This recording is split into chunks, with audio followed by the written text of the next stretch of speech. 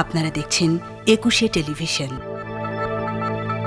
সিরাজগঞ্জের শাহজাদপুর থেকে ভোটের আরও খবর জানাচ্ছেন আমাদের প্রতিনিধি স্বপন মির্জা। বর্তমানে আমি শাহজাদপুর ইব্রাহিম পাইলট বালিকা উচ্চ বিদ্যালয় কেন্দ্রে উপস্থিত হয়েছি। তো এখানে মোট ভোটার সংখ্যা ৬,১০৯ জন। তো এখানে আমাদের কাছে একটা বিষয় পরিলক্ষিত হয়েছে যে আরও অন্যান্য যে ২৪টি ভোট কেন্দ্র আছে এখানে কিন্তু ভোটারদের স্বতঃস্ফূর্ততা অনেক বেশি। তো বিশেষ করে নারী ভোটাররা এখানে বেশ ভোর থেকেই এখানে ইভিএমে ভোট দিচ্ছেন।